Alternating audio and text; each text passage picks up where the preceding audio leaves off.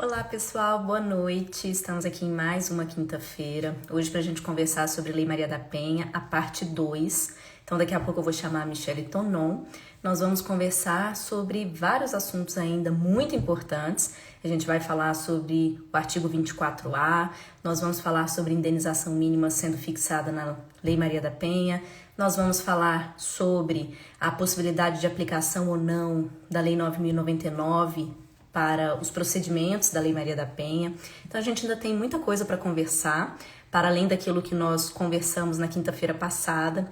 Então quem não assistiu na quinta passada, foi 8 horas na semana passada, a gente conversou sobre a parte 1 da Maria da Penha. A gente conversou mais ou menos ali até o artigo 14 da lei. Tratamos sobre várias alterações legislativas recentes, de 2019 principalmente. Nós tivemos várias na lei que, sem dúvida, tem muita relevância, tanto para quem está fazendo prova de concurso público, quanto para quem atua na prática da Lei Maria da Penha, no Juizado de Violência Doméstica e Familiar contra a Mulher. Ok, pessoal?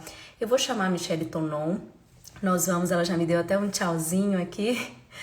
E depois no final da live a gente vai até reforçar novamente com vocês, mas nós vamos fazer 2 lives agora por semana, para vocês verem quanto que a gente está gostando do negócio. Então, às terças-feiras, nós vamos fazer lives de assuntos não jurídicos. Então, a gente já está separando alguns, mas se você tiver alguma sugestão sobre algum assunto, sobre concurso, qualquer assunto que você acha relevante, que você queira ver eu e a Michele Tonon conversando, você pode mandar pra gente, seja por mensagem ou depois via Instagram mesmo, que a gente vai aceitar as sugestões. E às quintas-feiras nós vamos manter os temas jurídicos, ainda a gente não decidiu da quinta que vem, mas vai ser assim, toda terça e quinta vocês vão encontrar com a gente, ok? Vou chamar a Michele aqui pra gente poder então conversar.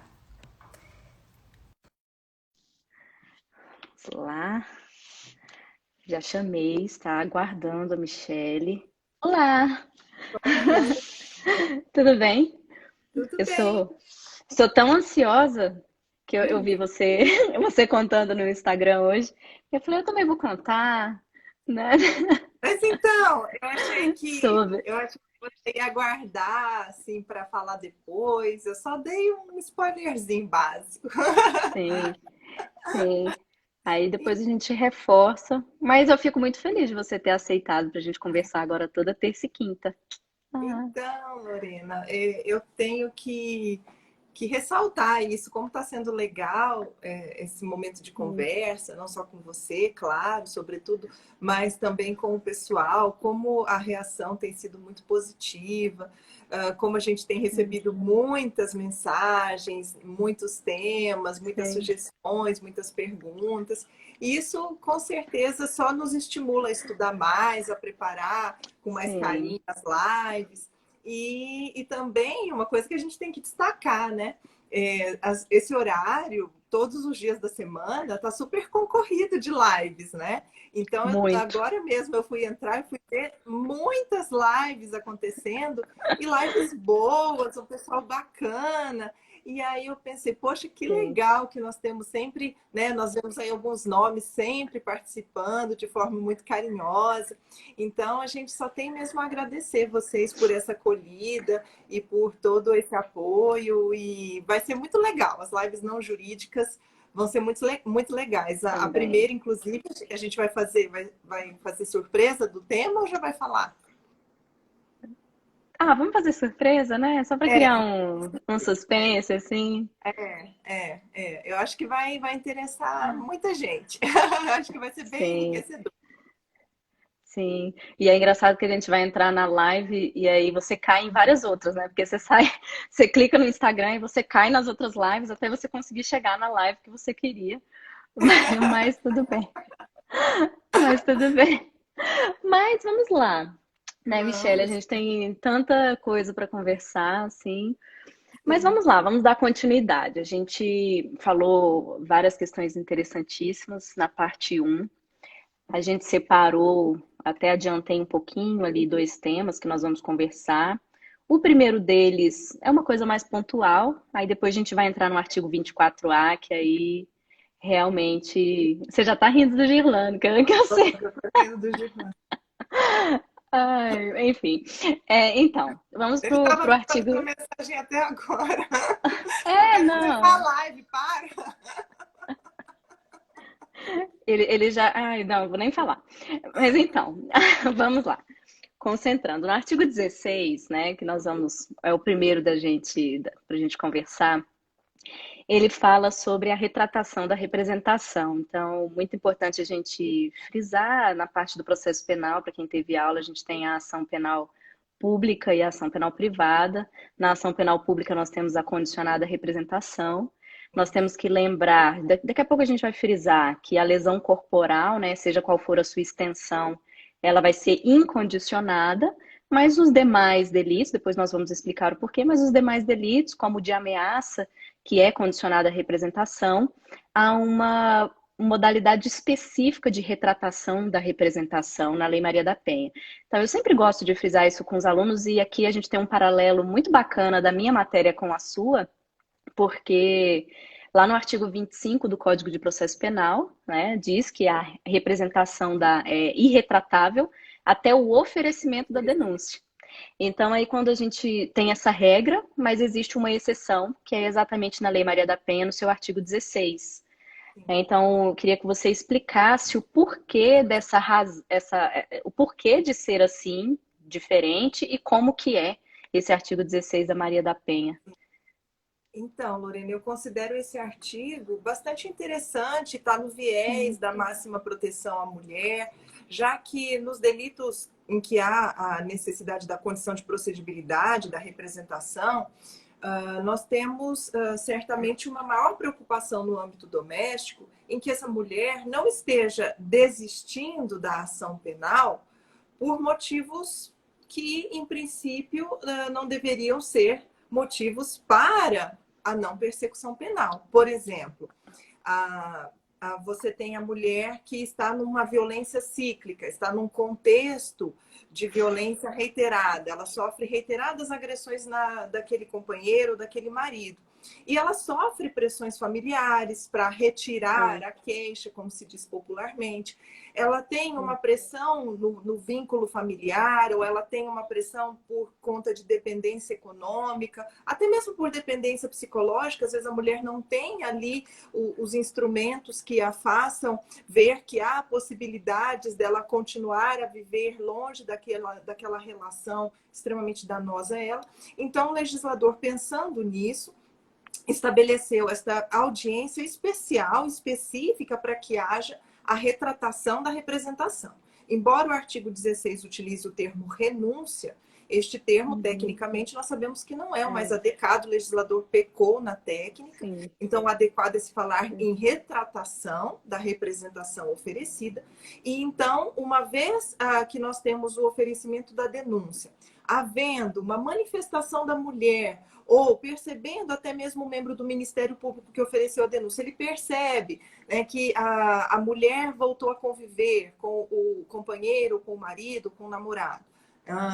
Houve ali uma manifestação, seja no balcão da vara, do cartório, seja no âmbito da Defensoria Pública, ou até mesmo do Ministério Público, de que aquela mulher quer retirar a queixa, como se diz popularmente. Sim. Então, se designa essa audiência, em que vai estar presente o magistrado, vai estar presente o membro do Ministério Público, vai estar presente a Defensoria Pública, eventualmente, né, o ofensor com o seu advogado, a vítima representada também, para se colher desta mulher. Afinal de contas, esta sua retratação da representação é livre de coação? Você está decidida a isso? Por quais motivos? Né? Para se verificar ali no olho a olho, se não tem nenhuma outra razão subjacente. E quem já participou dessas audiências, e eu já participei de algumas delas, são momentos, às vezes, muito constrangedores, são momentos em que às vezes o juiz até se vale de um apoio psicossocial, de um assistente social, ou até mesmo Uhum. eu já funcionei ali assistindo a vítima, na atuação pela vítima, porque a Defensoria Pública também faz esse papel, de pedir um minutinho em silêncio, eu vou ali reservadamente conversar com ela, quero saber direitinho o que está acontecendo, e da mulher desabafar, de contar a vida, de falar de todos os problemas, e que a gente vê realmente que é um contexto extremamente delicado. Claro que eu não estou dizendo aqui que o judiciário vai ser capaz de sanar isso, que o direito penal é Ah, capaz de sanar esses ah, problemas. Não, mas é que é preciso ter uma especial cautela para que estas situações de violência reveladas na violência verbal, na ameaça, né, naquilo que ainda não se concretizou, não venha a se concretizar. Né? sim. E o que eu observava na prática é que em algumas varas, eu não vou aqui generalizar, mas muitas vezes era designada a chamada audiência de justificação, mas Uhum. acabava se designando em todos os casos e não somente quando a vítima previamente manifestava o seu interesse em se retratar. Isso também é uma problemática, assim, porque, na verdade, para a marcação da audiência seria quando ela desde já manifestasse uma Isso. intenção de não dar continuidade, e não em Eu qualquer acredito que caso, sim. Eu acredito que sim, até né? para não superlotar as pautas e também para que não Sim, se incentive isso. O objetivo não é se incentivar a retratação. Né? O sim. objetivo é realmente que haja retratação só nos casos em que previamente já houve alguma Sim. manifestação naquele sentido. Né? Sim. E aí, só frisando o momento procedimental, que, como nós falamos no 25 do Código de Processo Penal, é até o oferecimento da denúncia, e na Lei Maria da Penha, a marcação dessa audiência é até o recebimento da denúncia. Então, pode ser São que o atos Ministério Público já tenha oferecido, mas nesse meio tempo a vítima manifesta o seu desinteresse e a vara, mesmo assim, designe uma audiência antes do juiz verificar se recebe ou não a denúncia referente ao fato. O Rafael de colocou, na ameaça à Lei Maria da Penha, a ação não é pública e incondicionada? Não. A única alteração que nós temos sobre a espécie da ação penal é na lesão corporal. Nós vamos falar daqui a pouco sobre a Lei 9.099, a inaplicabilidade da Lei 9.099 na Lei Maria da Penha. E aí, Rafael, como a previsão da espécie da ação penal está prevista na Lei 9.099, isso não se aplica na Lei Maria da Penha. Então, como na Lei 9.099 diz que lesões corporais leves e culposas seria condicionada à representação, isso não se aplica à Lei Maria da Penha. Então, qualquer que for a extensão da lesão corporal a crimes praticados no contexto da Lei Maria da Penha, é incondicionada. Os demais crimes permanece a espécie de ação penal dita pelo legislador. Então, na ameaça, como no Código Penal está lá descrito que é a ação penal pública condicionada à representação, na ameaça vai ser condicionada à representação. Né? E aí, avançando, a gente entra então num tema agora muito interessante, que é o descumprimento das medidas protetivas. Então, não deu tempo da gente falar na live passada, a gente tratou sobre medidas de proteção, né? Nós falamos sobre a fixação pelo juiz, falamos como é o procedimento na delegacia de polícia, falamos daquela inovação legislativa sobre o próprio delegado ou policial fixar a medida já na delegacia a título de extrema exceção, mas nós não falamos sobre o artigo 24A. Né? Então, a gente começa a falar agora. Nós tivemos a Lei 13.641, lá em abril de 2018, alterando a Lei Maria da Penha. Então, nós temos um lapso aqui, um marco temporal importantíssimo para fins de prova, porque descumprimento de medida de proteção antes do dia 4 de abril de 2018 é uma sistemática, e descumprimento posteriormente, aí nós temos o artigo 24A, que nós temos que conversar. E aí vamos primeiro, então, começar com antes da lei, como que era antes da introdução desse único tipo penal que existe na Lei Maria da Penha, que é o 24A. Porque antes a gente já tinha a previsão que descumprir aquelas medidas de proteção, então vamos dar um exemplo. O juiz deferiu o afastamento imediato do lar de convivência com a ofendida, a proibição de que o ofensor se aproxime dela por determinada metragem e a proibição de comunicação por qualquer tipo de contato. Nós frisamos isso que envolve qualquer meio de comunicação. Antes de abril de 2018, a lei já previa a questão da multa, executar a multa imposta em caso de descumprimento, E a possibilidade de decretar a prisão preventiva dialogando com o Código de Processo Penal, porque nós temos essa admissibilidade no 313, inciso 3º, para garantir a proteção da vítima. E aí vinha a discussão, e isso chegou no STJ, a respeito de, além dessas sanções, dele poder ser processado criminalmente por algum crime pelo descumprimento de medida protetiva. Então, se você puder explicar para o pessoal como que era antes da alteração. Bom, Lorena, nesse ponto houve, né, uma intensa, como você bem ressaltou, uma Sim. intensa discussão jurisprudencial e doutrinária, já que havia a previsão na própria na Lei Maria da Penha, que tinha tem uma natureza que não é uma natureza penal exclusivamente, não havia combinação de penas na Lei Maria da Penha.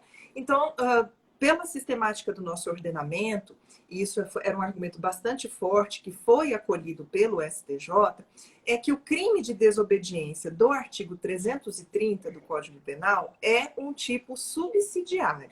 Isto quer dizer que, se eu tenho uma situação que vai ser um descumprimento de uma determinação, de uma ordem qualquer, se há uma previsão de sanção civil, de sanção administrativa, de sanção no âmbito do direito do trabalho, por exemplo, e não há nenhuma ressalva quanto à imposição de pena, ou seja, de combinação de previsão de crime, estas medidas que estão fora do direito penal se mostram suficientes. Isso leva em conta, sobretudo, a fragmentariedade e o direito penal como última ratio.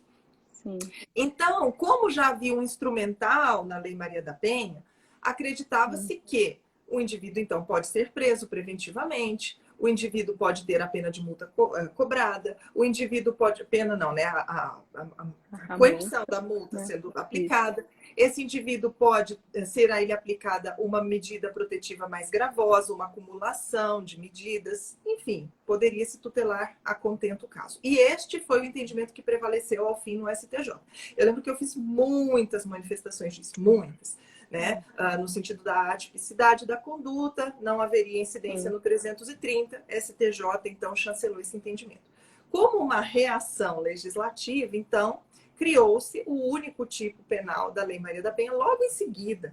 E o 24A estabelece a possibilidade, então, do indivíduo responder a uma figura penal, a um crime, doloso por certo, pelo descumprimento da protetiva. Então, para além dele ter a possibilidade de ser preso preventivamente, de ter a imposição de outras medidas, ele responderá por um tipo penal adicional. Porque agora existe a ressalva, né? Existe o crime, então existe a possibilidade de se responder.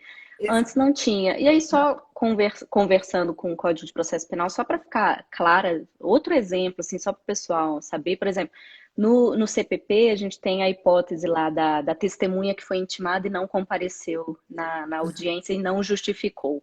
E lá tem a previsão que você pode combinar, o juiz pode combinar multa, o juiz pode condenar nas custas e ele poderá responder por crime de desobediência, porque o artigo 219 diz expressamente que sem prejuízo de responder ao crime de desobediência. Então, isso vai ao encontro daquilo que o STJ decidiu. Então, agora, como nós temos o 24A, nós temos, então, de novo, sem prejuízo de responder pelo 24A da Lei Maria da Penha. Então, só para a gente complementar. E aí, é uma lei, então, posterior e mais gravosa. Grave, né? Então, não vai poder... Jamais. Né? Então, nós vamos só aplicar aos descumprimentos ocorridos a partir, se eu não me engano, de 4 de abril de 2018, a vigência da lei. É importante, Lorena, aqui eu vou fazer uma observação de título prático, né? A título prático, porque, claro que eu sempre atuei como defensora, sempre defendi a impossibilidade da prisão cautelar em alguns casos, não havia crime no 330 e por aí vai. Mas era um relato frequente nas audiências, tanto por parte das vítimas, quanto dos policiais, que muitas vezes funcionam como testemunha, que antes do 24A, se o indivíduo descumprisse a medida protetiva, e muitas vezes um vizinho ou até a vítima chamava a polícia, quando a polícia chegava lá, eles não podiam fazer nada.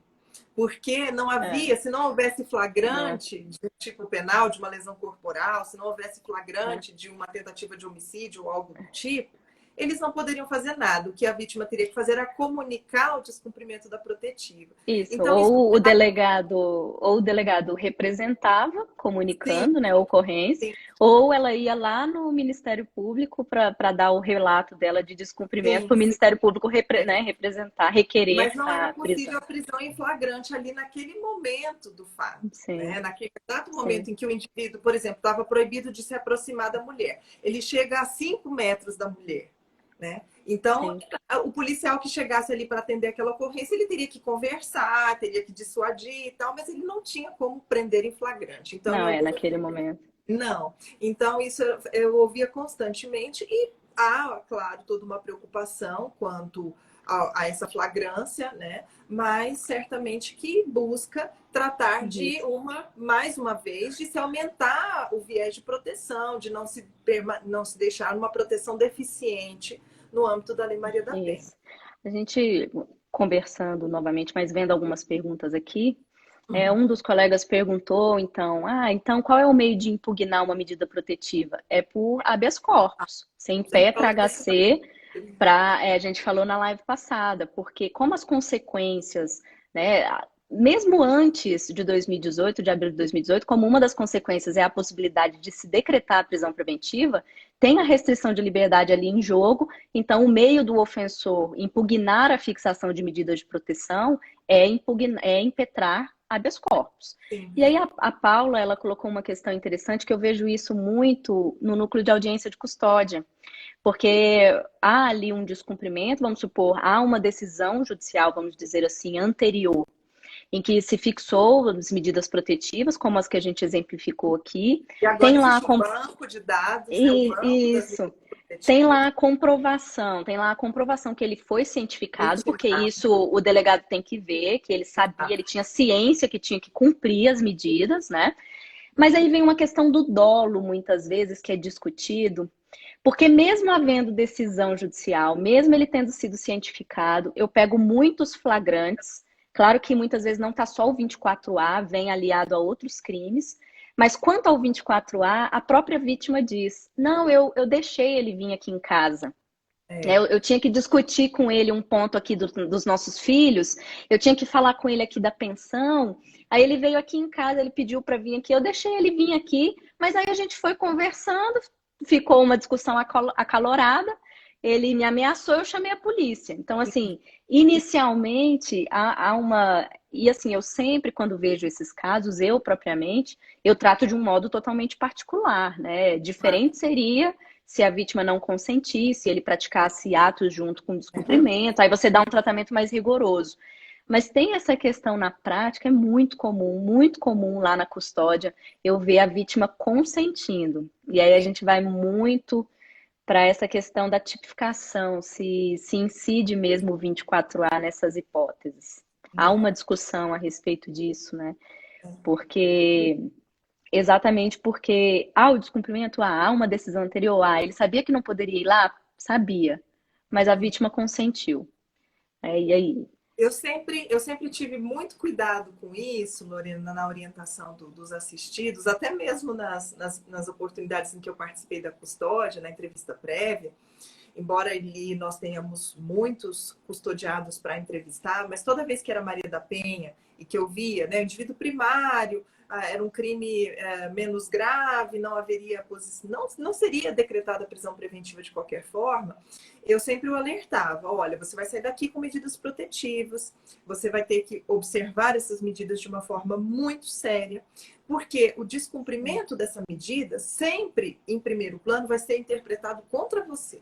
Ainda que você tenha a intenção de reatar o relacionamento, ainda que a sua ex-companheira, sua ex-namorada, sua ex-mulher te chame para ir lá, ou te convide, ou diga que te perdoou, primeiro você vai até a Defensoria Pública, primeiro você vai até o Ministério Público para procurar revogar estas medidas, né? Porque, eventualmente, o descumprimento e a gente sabe, né? Algumas vítimas estão de boa fé, outras nem tanto, né? Havendo ali uma discussão, Sim. ainda que ela tenha, né, consentido com a ida dele, havendo uma discussão, o negócio evoluindo, ela vai dizer: não fui eu que convidei, não, ele veio, né? Nós sabemos que existe essa possibilidade. Então, eu sempre tive muita cautela nessa orientação e eu acho que é um papel fundamental, e todas as vezes que eu fiz audiência de custódia com você, eu percebo a sua preocupação também em muito bem orientar estes indivíduos que vão cumprir a medida protetiva, porque sem dúvida nenhuma a gente sabe que a presunção é da vulnerabilidade da mulher, então as coisas podem ficar muito mais gravosas para aquele ofensor que está com a medida vigente. Então,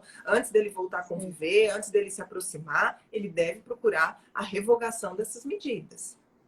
Sim, o colega botou que mesmo se ela consentir, há um descumprimento. Formalmente, sim, mas eu acho que há uma discussão bem relevante a respeito disso, porque formalmente, como eu falei, há uma decisão judicial, como o sujeito passivo do artigo 24A não é a vítima, e de fato não é, né? O sujeito passivo é o Estado e o sujeito secundário passivo é o juiz que determinou a medida, então realmente, formalmente, há ali, sim, ele descumpriu, a autoridade policial poderia sim prender em flagrante, mas eu tenho cuidado, eu quis dizer que eu tenho cuidado no sentido de dar um tratamento muito rigoroso a essa situação ou não, porque a gente viu ali que a vítima acabou abrindo um espaço para que ele fosse conversar com ela.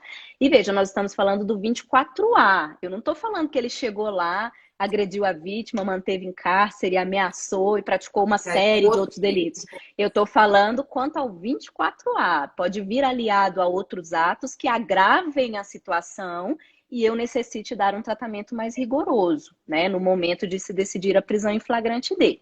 Porque esse é um ponto que no início, quando veio o 24A, muitos delegados conversavam comigo aqui no DF e alunos tiraram dúvidas, porque exatamente pelo 24A ter uma pena, né, de detenção de 3 meses a 2 anos e o sujeito passivo não ser a vítima, ou seja, na violência doméstica familiar contra a mulher, muitos me questionavam se era o caso de lavrar auto de prisão em flagrante ou de fazer um termo circunstanciado, quando é um mero descumprimento, porque o sujeito passivo é o Estado e não a vítima.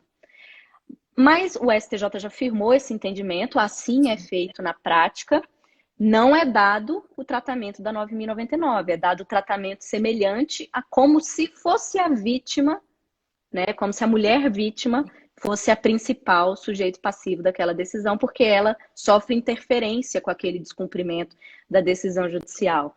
Então, na prática, pessoal, mesmo que seja só o 24A, ocorre um auto de prisão em flagrante lavrado, ou é instaurado um inquérito policial se não for uma situação de flagrância. É possível exigir fiança na audiência de custódia? A gente vai falar sobre aquilo? A autoridade policial não. Mas não é 9.099, a semelhança do que ocorre na 9.099. Então, isso é muito interessante, porque na época vieram várias discussões a esse respeito, mas a gente dá o mesmo tratamento que é dado mesmo na Lei Maria da Penha. E aí, para a gente avançar para essa questão, claro que tem outros pontos da 24A que a gente pode também conversar, mas já que eu vinculei um pouquinho esse tema, se você pudesse só explicar para a gente, porque essa inaplicabilidade da 9.099 já tem um tempo que ela foi decidida, né? Foi lá em 2011 que o STF decidiu isso, mas foi um julgado assim paradigmático, né? De lá para cá as coisas mudaram bastante na Maria da Penha mesmo. Sim. Inclusive, nós temos alguns entendimentos simulados do STJ, no sentido de não se aplicar de forma alguma o procedimento da Lei 9.099, então nós não vamos poder aí ter os benefícios despenalizadores da 9.099. E eu me lembro que quando eu trabalhei no Juizado de Violência Doméstica, isso tem algum tempo, né? Ainda existiam alguns juízes que suspendiam o processo, faziam a suspensão condicional do processo. Ainda tem. Pois é, na prática a gente vê que o pessoal não obedece à risca, né? Mas a verdade é que, segundo o STJ, não é possível a aplicação de nenhum desses institutos despenalizadores. Nós não podemos, quando há envolvimento de violência, de grave ameaça, haver a substituição da pena privativa de liberdade por restritiva de direitos. Então, é toda uma intenção do legislador de recrudescer o tratamento penal, de fato, quando se trata da violência doméstica familiar contra a mulher. E interessante, Lorena, você estava falando do 24A, eu falei de violência grave e ameaça agora, e também fazendo o link com aquela pergunta do colega, para a caracterização do 24A não precisa da violência grave e ameaça, isso é uma coisa que as pessoas É só descumprir. é Só descumprir. Então, assim, ele mandou uma mensagem falando te amo. Descumpriu, né? Assim, ele não podia se aproximar. Mandou um buquê de flores. Descumpriu. Já vi gente ser presa mandando um buquê de flores. Pois é. Já vi mesmo. Pois é, então assim, e assim, não pode se aproximar a menos de 500 metros. Aí ele entrou na zona de exclusão. Descumpriu, então assim, não precisa vir aliado, como a gente falou, com outro crime. É o mero descumprimento, né? Houve a decisão, houve a cientificação e efetivamente descumpriu. Um outro ponto do 24A que eu gosto de frisar é que exatamente por ter uma decisão judicial antes, o próprio parágrafo 2º vedou que quando se lavrasse o auto de prisão em flagrante, já que nós falamos que esse é o procedimento, vedou a fixação de fiança pela autoridade policial, devendo necessariamente remeter ao juiz para analisar, porque já houve uma decisão judicial. Porque quando a gente analisa lá no 322 do CPP, a gente sabe que a autoridade policial pode fixar fiança quando a pena máxima não é superior a 4 anos, o que entra uma gama de delitos, receptação, furto, embriaguez ao volante, etc. E esse 24A entraria na possibilidade dele fixar fiança, porque a pena máxima é baixíssima, é de 2 anos. Mas exatamente por já ter uma análise do Poder Judiciário, o parágrafo 2º, o próprio legislador, em consonância com essa situação, disse que o delegado não fixa fiança. Então, necessariamente, o caso de 24A, quando é lavrado o auto de prisão em flagrante, ele vai chegar no juiz. Não tem como ser resolvido antes, pagando fiança na delegacia e sendo liberado na delegacia.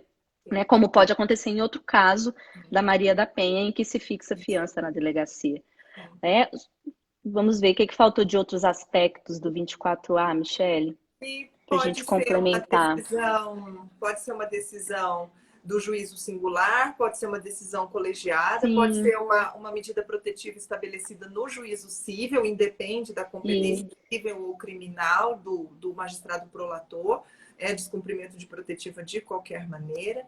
E interessante, né, Lorena? A gente observa que, na prática, o 24A há uma situação peculiar do feminicídio, do homicídio doloso contra a mulher por razões e condições do sexo feminino. Nós temos lá no parágrafo 7º do artigo 121 causas especiais de aumento de pena quando se tratar do feminicídio praticado em algumas hipóteses. E dentre essas hipóteses há o feminicídio praticado em descumprimento de medida protetiva. Nesta hipótese, o indivíduo vai responder também pelo 24A? Creio eu que seria um bis in idem. Então, é só ficar atento para esta situação específica do homicídio, do feminicídio, que nós temos lá uma causa especial de aumento específica do feminicídio praticado em descumprimento de medida protetiva, que infelizmente é uma realidade, né? Muitas vezes o ofensor já foi advertido quanto à impossibilidade de se aproximar da vítima e ele viola essa proibição e acaba matando a mulher, a companheira, a namorada. Nesta hipótese, ele vai responder pelo 121, parágrafo 6º, com a causa de aumento do parágrafo 7º, e não responderá pelo 24A. Perfeito, porque aí ele vai ter que dialogar com o Código Penal, e aí é só nesse tipo penal. Nos demais, haverá sempre a capitulação completa com o 24A. Sim. E eu já até citei que é a título de dolo, né? Como a gente viu, o 24A é um tipo especial da desobediência, né? Do 330. A mulher e é pode só ser a título ativo, a mulher, lembrei disso agora, a mulher pode isso. Porque na live passada, inclusive, nós frisamos o âmbito de aplicação no artigo 5º da Lei Maria da Penha. A gente sabe que o sujeito ativo da Lei Maria da Penha não é somente o homem, a gente frisou isso, né? A mãe contra a filha contra a mãe, uma relação homoafetiva, então a mulher contra a companheira. Então, o sujeito ativo, por consequência do artigo 24A, pode ser também uma mulher, não é somente o homem. Feito? Acho que a gente falou de tudo do 24A. Tem vários aspectos, mas eu acho que a gente conseguiu falar de tudo. Mas eu acho que os mais relevantes que Com vão ali certeza. em prova. Principalmente essa questão do homicídio, eu não me lembrava mesmo. Ah, Muito. sim. É possível a tentativa, a doutrina admite a forma tentada, né? É possível fracionar o intercrimes e pode ter também participação, pode ter participação. Um terceiro pode auxiliar, por exemplo, enviando uma mensagem a pedido do indivíduo para a vítima, então admite-se também a participação. Alguém Apesar ajudando do ele crime ali. ser próprio, apesar do crime ser próprio, né, e do indivíduo estar descumprindo a protetiva, então somente o destinatário da protetiva pode ser o sujeito ativo, mas admite-se a Uhum, participação. Acho que agora perfeito. foi tudo. Agora acho que foi. Agora foi. A gente tinha vinculado um pouquinho com a inaplicabilidade da 9.099 e só reforçando o que a Michelle já tinha falado, pessoal, porque lá no artigo 41 da Lei Maria da Penha, lá diz expressamente que aos crimes praticados com violência doméstica e familiar contra a mulher, independentemente da pena, ou seja, pode ser uma pena baixíssima, não se aplica a 9.099. E aí foi o que a Michelle frisou os motivos pelos quais, lá em 2011, o STF declarou a constitucionalidade desse artigo 41. Então, veja só, a gente não aplica nada da 9.099. Pode ser o delito que for, pode ser a contravenção penal, né? Então, pode ser contravenção penal de vias de fato do companheiro em face da companheira, somente a contravenção penal de vias de fato, que não é um termo circunstanciado. Se estiver numa situação de flagrância, é lavrado um auto de prisão em flagrante. Se for para investigar, é iniciado um inquérito policial. São dadas todas as tratativas do Código de Processo Penal. Não haverá, como ela frisou, pelos entendimentos sumulados. Então, para quem tiver interesse, é só ler a súmula 536, principalmente do STJ, que diz expressamente que os institutos despenalizadores da 9.099 não se aplicam na Lei Maria da Penha, exatamente em razão desse artigo 41. E aí, mais uma vez, vinculando à pergunta do Rafael, por isso que veio a súmula 542, que é a ação penal relativa à lesão corporal resultante da violência doméstica contra a mulher é pública e incondicionada, porque no artigo 88 da 9.099, que nos traz a previsão da espécie de ação penal na lesão corporal leve e culposa, que seria, portanto, pública condicionada à representação. Claro que lesão corporal culposa na Maria da Penha é difícil porque tem um dolo específico da questão de gênero, mas na lesão corporal leve, a lesão corporal leve, né, não vai ser ação penal pública condicionada à representação, e sim incondicionada. Né? Concordo Então, plenamente com a observação sobre a culpa. porque há essa discussão, mas a corrente majoritária é porque, como tem uma questão de gênero mesmo a se demonstrar ali, que foram aquilo que a gente tratou no artigo 5º e 7º da aula passada, da live passada, então não seria possível a modalidade culposa, né? E para quem está assistindo a gente, eu vou falar só uma observação, vou abrir um parênteses, Michele, rapidinho, assim, porque me veio na cabeça. É uma Claro. observação que é um peguinha de prova, na verdade, porque a gente sabe, só revisando duas coisas, pessoal. Primeiro, antes de eu chegar no raciocínio que eu quero. Lá no Código de Processo Penal, a gente tem a apelação sendo interposta em 5 dias e o prazo de razões 8 dias quando é crime e o artigo diz 3 dias quando contravenção penal.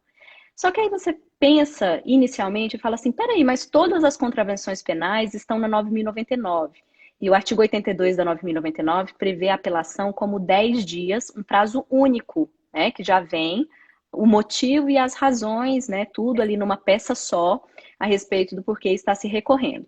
Mas nós não podemos esquecer que as contravenções penais na Maria da Penha, as contravenções penais em violência doméstica e familiar contra a mulher, não possuindo a incidência da 9.099, ela vai para o Código de Processo Penal. Então, se eu tenho um ofensor sendo condenado numa contravenção penal de vias de fato, saiu a sentença condenatória, a Defensoria Pública vai recorrer, ela vai ter 5 dias para interposição, artigo 593 do Código, e 3 dias no artigo 600 do Código de Processo Penal. Muita gente esquece de dar essa exceção. Joga só a contravenção penal para 9.099 e esquece que tem essa exceção. Porque nós temos... Gente, assim, eu recebo várias contravenções penais sendo praticadas no contexto da Maria da Penha. Muitas vezes, como eu falei, uma contravenção penal de perturbação da tranquilidade, vias de fato, e fica só ela na condenação. Então, recebe o tratamento do Código de Processo Penal. Então, é muito interessante a gente fazer esse paralelo, essa observação. Uma questão interessante também, Michele, avançando, que eu queria que você conversasse dessas razões, é muito comum na prática a gente ver os casais se reconciliando durante a ação penal. E aí nós temos uma súmula que fala sobre isso, que é muito interessante, porque se discutia o que dar o que fazer naquele processo, porque de repente era uma ameaça, mas agora a vítima nem quer, assim, já está no meio do processo, no final do processo, ou uma lesão corporal, a vítima já está lá morando com o ofensor, e aí vieram algumas alegações, mas me parece que não vingou no STJ, né? Então eu queria que você explicasse para a gente um pouquinho. Aí nós estamos falando do princípio da insignificância. E nós sabemos que a insignificância tem dois principais pontos de vista ou aspectos. A insignificância própria, né, o princípio da bagatela própria, que é aquela que afasta a tipicidade material da conduta. Então, eu tenho lá o fato típico, ilícito e culpável. No primeiro momento, o primeiro substrato do conceito analítico de crime, eu vou verificar se aquela conduta, para além de se subsumir a um tipo previsto em lei abstratamente, se nós temos uma lesão materialmente verificável ao bem jurídico tutelar. Inclusive, eu acho que aquela discussão sobre a tipicidade do 24A passa um pouco por isso também, de uma tipicidade material, se houve a ofensa ao jurídico tutelar. Pois bem, então nós temos a tipicidade formal e a tipicidade material. Quando não está presente a tipicidade material, eu aplico o princípio da insignificância. São aquelas hipóteses clássicas dos furtos insignificantes, dos crimes praticados sem violência ou grave ameaça, em que é possível a aplicação da insignificância própria. Pois bem, já a bagatela dita imprópria é aquela que não diz respeito aos substratos do crime, nem à tipicidade, nem à ilicitude ou culpabilidade. Ela vai estar relacionada à punibilidade do agente, que é a possibilidade ou não de você aplicar a pena. Então, o crime existiu, está ali perfeito, acabado. Né? Nós tivemos um fato típico, ilícito, praticado por um agente culpável. Porém, há situações em que o Estado entende não ser adequado, não ser necessária a imposição da pena. Ou porque aquele indivíduo já recebeu uma punição grave, como é no caso do perdão judicial no homicídio culposo, na lesão corporal culposa, em que o indivíduo, por exemplo, dirigindo seu veículo, ele está lá com a sua esposa no carro, ele provoca por imprudência um acidente, a esposa falece. Ele praticou um homicídio culposo? Sim, estava imprudente, dirigiu em altíssima velocidade, mas recebeu uma pena muito maior do que qualquer outra privativa de liberdade, afinal perdeu a sua esposa. Então aí o magistrado aplica o perdão judicial. Então, feito essa digressão prévia sobre a insignificância, o que se costumou alegar muito perante, né, os tribunais e que foi rechaçado sistematicamente, de que nas hipóteses de o casal reatar o relacionamento, de voltar a conviver, que não haveria necessidade do Estado se miscuir na vida privada das pessoas. Desnecessária a imposição de pena, já que estaria ali invadindo a esfera privada, estaria ali contribuindo, quem sabe até para fomentar uma discussão, o casal já reatou, não haveria necessidade, direito penal ultima ratio, já havia a pacificação social, não há necessidade.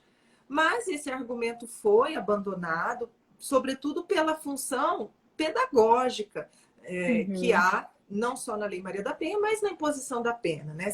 Se acredita que haja uma feição pedagógica das penas, daí porque mesmo que esse agressor tenha voltado a conviver com a mulher, é preciso que ele tenha uma resposta estatal e diga, olha, se você acontecer isso de novo, você sabe quais são as consequências. Então, o caráter pedagógico sobressai e não se aplica a bagatela imprópria ou o afastamento da punibilidade não é possível no âmbito da Maria da Penha. Nem em casos de lesão leve, né, ou em casos de vias de fato, insignificante, não abalou bem jurídico, nada disso, nenhum desses argumentos é acolhido. Eu já tive a oportunidade de alegar isso, mas hoje em dia eu já acredito que é uma tese que já existem já, outras possibilidades, é, já caiu num certo descrédito, não há é, necessidade mais de se aprofundar nisso, a gente tem que se ater em outros temas sim. defensáveis, realmente defensáveis. Sim, e aí nós temos a súmula, né, que é a súmula 589 do E, STJ. Então ele chegou a sim, súmula, é mais uma súmula, nós temos várias súmulas na Maria da Penha, como nós já frisamos aqui algumas. Então, mais uma súmula em termos de Lei Maria da Penha. Foi uma discussão bem interessante na época, eu lembro tudo isso sendo questionado, exatamente nessas situações práticas, que é aí onde vem, né, as principais teses mesmo, mas é uma discussão interessante. Mas realmente, se a gente for pensar na finalidade ali da lei, e aí o STJ rechaçou de todos os jeitos pela súmula 589. Passando para o nosso próximo tema, nós temos aí 10, 15 minutinhos, a gente vai falar um pouco da indenização mínima. Então, eu vou dar um panorama sobre o CPP e depois você complementa o tratamento próprio da Maria da Penha, porque aí é um pouquinho diferente. Então, pessoal, lá no CPP, quando a gente abre o artigo 63, a gente tem lá o título de ação civil ex delicto. Então, por exemplo, se eu tenho um crime, vou dar um crime fora da Maria da Penha, vamos supor que eu tenho um furto. Eu tive meu objeto subtraído, não foi restituído. Eu tive um prejuízo de R$ 1.000 quando eu fui vítima do furto.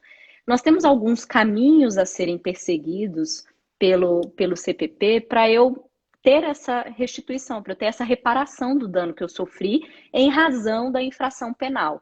Então, algumas infrações penais geram danos, outras infrações penais não geram danos. Mas, nesse caso, sim. Então, eu tenho a opção do artigo 63 ou do artigo 64 do CPP. O artigo 64, eu poderia a qualquer tempo ir lá no juízo cível e ajuizar uma ação de conhecimento, uma ação no juízo cível, para tentar demonstrar lá no juízo cível que eu sofri R$ 1.000 de prejuízo por determinado autor do fato. Mas no 63 eu tenho o caminho de eu esperar a sentença penal condenatória, porque nós sabemos que a sentença penal está lá no CPC, ela é um título executivo judicial. Então eu posso pegar essa sentença penal condenatória e executá-la no juízo cível. Então eu posso aguardar todo o trâmite do processo penal. E aí a gente faz a leitura em conjunto com o 387, inciso 4º, porque nesta sentença penal condenatória, além do juiz analisar o furto e poder ali condenar o autor do fato no furto, ele vai condená-lo numa reparação cível. E o 387, inciso 4º, nos fala da indenização mínima. Então, o juiz, ao proferir a sentença condenatória, ele fixará um valor mínimo para a reparação dos danos causados pela infração, considerando os prejuízos sofridos pelo ofendido. Claro que nós temos alguns requisitos, a jurisprudência já fixou a necessidade de pedido na inicial acusatória, para ter um contraditório efetivo, para ter uma mensuração do dano, já fixou que esses danos, conforme diz o inciso 4º, é dano de qualquer natureza, seja material, estético, moral, nós temos qualquer natureza de dano, mas em termos de indenização mínima, nós tivemos um recurso repetitivo do STJ, o tema 983, que ele é importantíssimo porque ele tratou da indenização mínima na Lei Maria da Penha, que é o que gostaria que você complementasse para a gente, então. E isso na prática, Lorena, a gente vê quanto a essa indenização genérica, né, a fixação da indenização mínima, alguns juízes são bem cautelosos, né? O juízo criminal vai mexer no cível, né? Nessa Sim. parte assim, eles são bem cautelosos. E no caso da Lei Maria da Penha, o que ficou fixado pelo STJ nesse julgamento dos recursos repetitivos foi que se trata da violência doméstica, ou seja, a vítima da violência doméstica, ela sofre um abalo in re ipsa, um dano moral in re ipsa, ou seja, inerente àquela situação de violência. E nesse sentido, como se trata de um dano moral inerente a toda e qualquer situação de violência doméstica, não vai ser preciso um contraditório acerca do valor, já que é um dano presumido. Então, e presumido de forma absoluta. O que o magistrado vai fixar é uma indenização mínima, não é necessário ter um contraditório, um debate sobre este valor, não há necessidade de uma comprovação de um abalo extraordinário, ou algo que tenha acontecido especificamente em razão daquele episódio de violência, não. O único requisito que o STJ fixou para a Lei Maria da Penha é que haja um pedido expresso, ou da própria vítima, ou do Ministério Público. Havendo esse pedido expresso, o magistrado, no momento de sentenciar, está credenciado a fixar essa indenização mínima a título de dano moral, por se tratar da violência doméstica ensejadora de um dano in re ipsa, inerente a toda e qualquer situação de violência doméstica contra a mulher. Sim. E aí, no que tange ao dano moral, né? Que foi, acho que foi a título de dano moral. Então, só exemplificando, muitas vezes, vamos supor que acontece uma situação na frente dos colegas de trabalho, por exemplo, né? Não precisaria ficar revitimizando e perguntando a ela o porquê ela se sentiu humilhada ou constrangida porque foi no ambiente de trabalho. Não, só o fato em si, né? Assim, comprovou materialidade, autoria, só o fato em si poderia ensejar a fixação do valor de dano moral, se o juiz, claro, sentir condições de fixar esse valor de dano moral. Porque também não é uma obrigação, como a gente viu, ele poderá fixar, mas também, se ele achar que não tem condições, ele deixa a questão de lado e depois isso é discutido no juízo cível, qualquer dano de qualquer natureza, portanto. É isso? Porque Bom, uma coisa do dano moral clássico é que a jurisprudência sempre requer que não seja um mero dissabor do cotidiano, né? Isso sempre a gente vê nas sentenças. Foi um dissabor do cotidiano. Algo que, né, todo mundo está sujeito, as relações sociais são dinâmicas, pode acontecer realmente de algo não te agradar, e isso não, por si só, não enseja o dano moral. Na Maria da Penha, o raciocínio é contrário. Já se presume que todo e qualquer episódio de violência contra a mulher, qualquer uma das formas de violência, não precisa ser a violência física, já gera um dano moral que não precisa ser demonstrado. Né? Então, esse que é o ponto principal. Sim. E avançando para os nossos últimos 2 pontos, infelizmente nosso tempo está acabando. Nosso penúltimo ponto diz respeito às prisões, né? Prisão cautelar, principalmente quando nós temos uma situação de contravenção penal na Maria da Penha.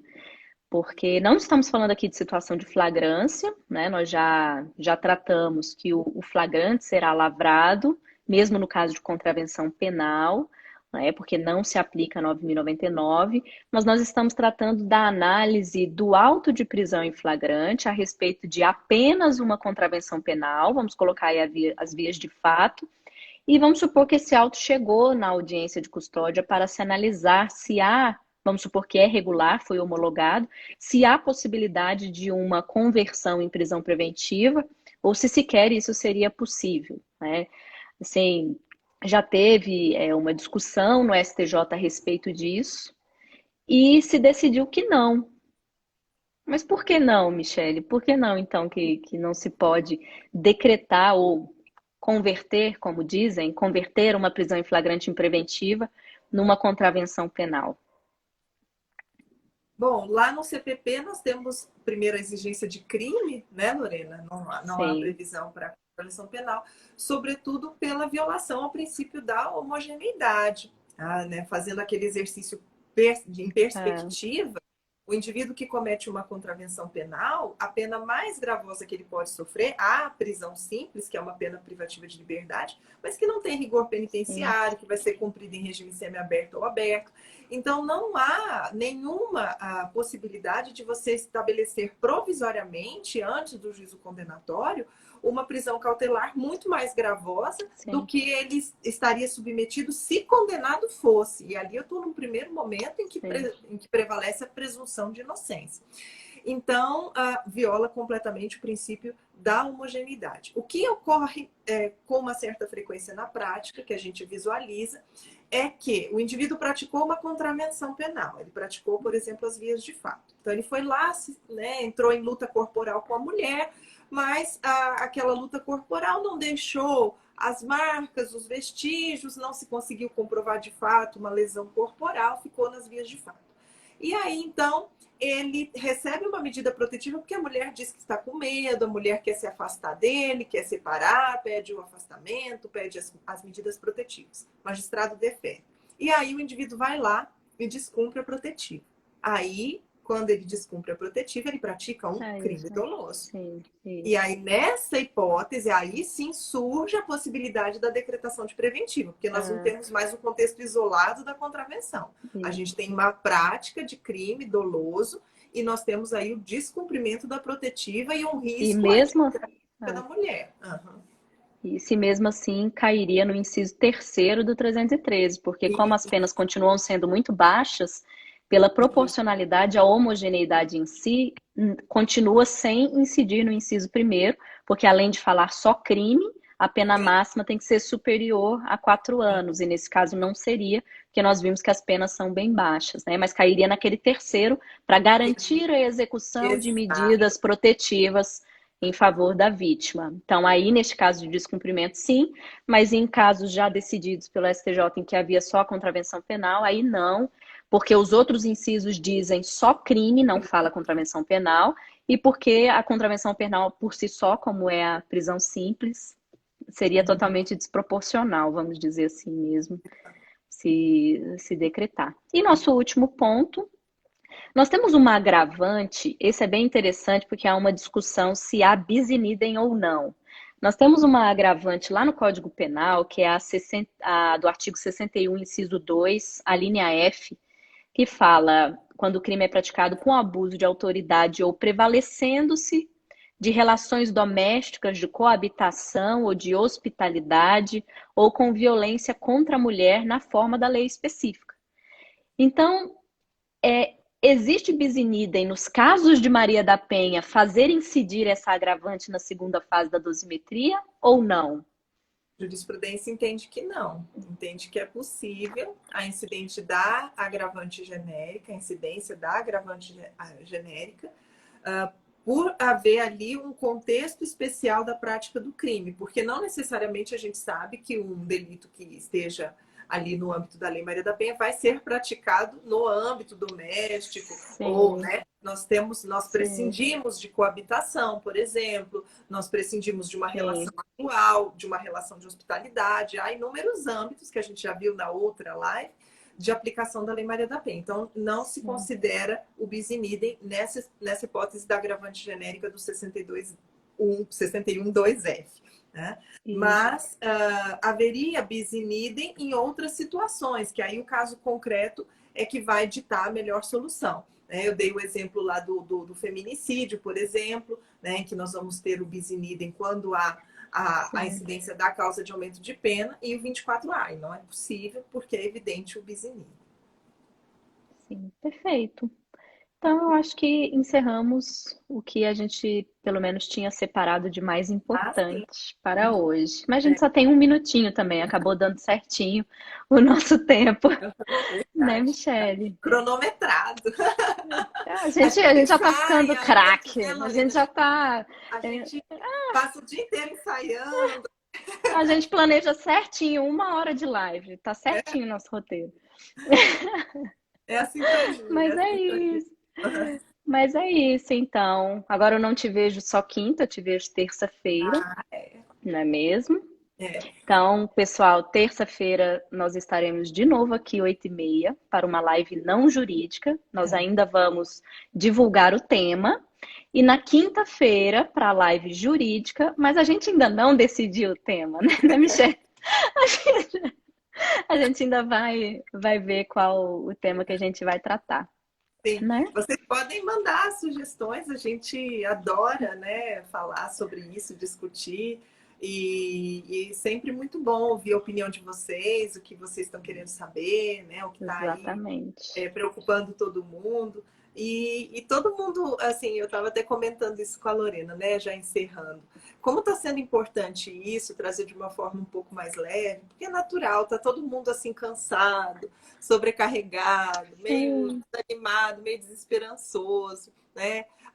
Com o psicológico meio abalado. Então, para trazer um pouquinho de alívio para essa situação, vamos conversar destes temas que muitas vezes são pesados, né? Temas penais, processo penal, mas de uma forma um pouquinho mais leve, mais descontraída, e nesse contexto também surgiu a ideia da live não jurídica.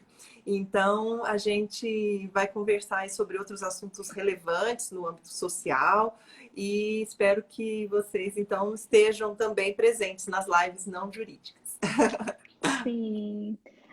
Então, obrigada, gente. Michele, de novo, muito obrigada. A gente vai ter que conversar mais ainda agora, porque são 2 lives. Então... Mas é isso. Muito obrigada, Michele, de novo. Tchau, gente. Obrigada. A gente se vê, então, na próxima terça-feira. Tchauzinho. Um beijo, boa noite, todo mundo. Obrigadão. Tchau, tchau. Tchau, tchau.